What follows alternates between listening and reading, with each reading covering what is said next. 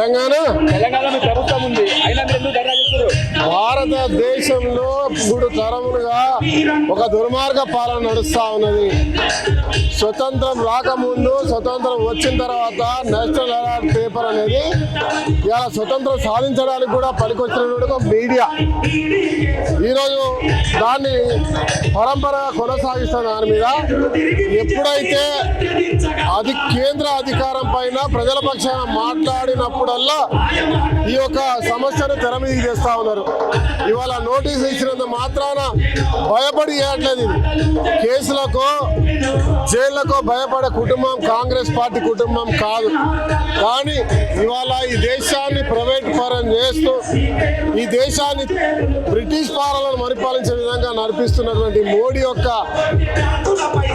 పరిపాలన ఇవాళ స్వచ్ఛంద సంస్థ, ఒక స్వచ్ఛందంగా దర్యాప్తు సంస్థ అయినటువంటి ఈడీ తన గుప్పిట్లోకి తీసుకొని అవసరం ఉన్న వాడడం అనేది తీవ్రంగా ఖండిస్తా ఉన్నాం.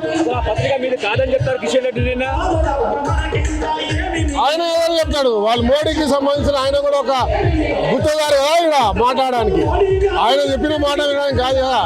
మాది కాంగ్రెస్ పార్టీ స్వతంత్ర సమరం ముందు భారతదేశంలో ప్రతి ఒక్కరిది గాంధీ గారి కనుసన్నలో మొదలైంది.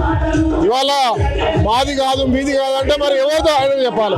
ఆయన మాది కాదన్నప్పుడు నువ్వు మా మీద మాది అని కేసులు పెడుతున్నారా మోడీ? మరి దానికి ఎవరు జవాబు చెప్పాలి? కుంభకోణం ఎక్కడ జరిగిందో నిరాధారమైన ఆరోపణలు మేము చెప్తా ఉన్నాం.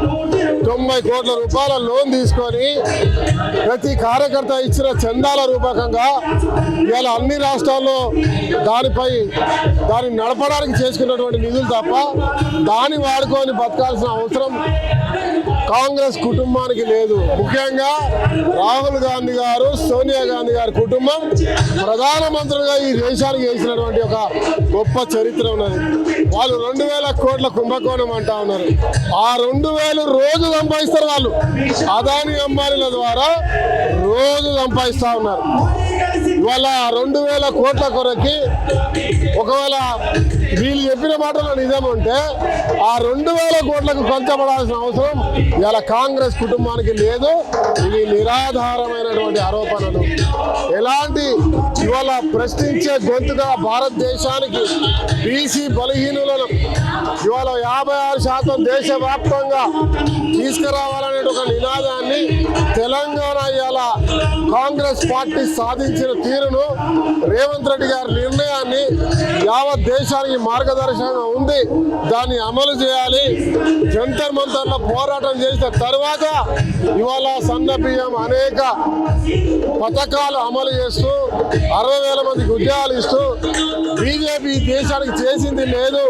ఈ దేశంలో ఉన్నటువంటి ప్రభుత్వ రంగ లాభదాయకమైన సంస్థలను ప్రైవేట్ పరం చేస్తూ అదాని అంబానీలకు అంటగడుతుందని ఇవాళ ప్రజా గొంతుగా మాట్లాడుతున్న కాంగ్రెస్ పార్టీ మీద ఇది ఒక చిన్న భయపడతారనుకో చేసింది. కానీ కాంగ్రెస్ పార్టీ జైళ్లకు, కేసులకు, ఇంకో దానికి భయపడేది కాదు. అన్నిటికీ సిద్ధమై పోరాటం చేయడానికి సిద్ధంగా ఉన్నాం. ప్రజలకు తెలిసే విధంగా ఈరోజు ఇవాళ ప్రతి ప్రాంతంలో, ప్రతి పల్లెల్లో, ప్రతి వాడల్లో కాంగ్రెస్ పార్టీ కుటుంబ సభ్యులు మీ ద్వారా ప్రజలకు తెలిసే కార్యక్రమం చేస్తారు.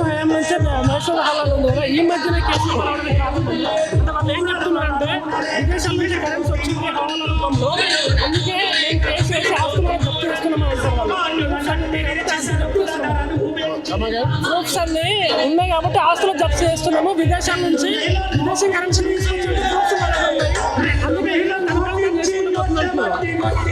నాకు తెలిసి ఈడీ అనేది నా వయసులో బీజేపీ వచ్చినాక తెలిసింది. మీకు కూడా అంతే అనుకుంటా.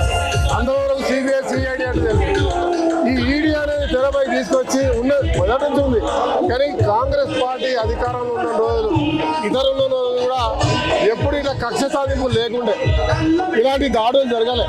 ఇవాళ మొట్టమొదటిసారిగా ఈ 15 సంవత్సరాల్లో ఈడీ తెర మీదకి వచ్చింది.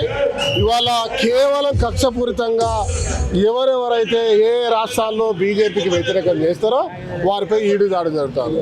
ఇవాళ ఒక సోనియా గాంధీ, రాహుల్ గాంధీ గారే కాదు, ఇది దేశవ్యాప్తంగా అన్ని జరిగింది. గతంలో ఈ రాష్ట్రంలో ఇతర పార్టీల మీద కూడా జరిగింది, ఇతర పక్క రాష్ట్రాల్లో కూడా జరిగింది. ఇది మోడీ నడిపిస్తున్నటువంటి ఒక దర్యాప్తు సంస్థగా మారింది.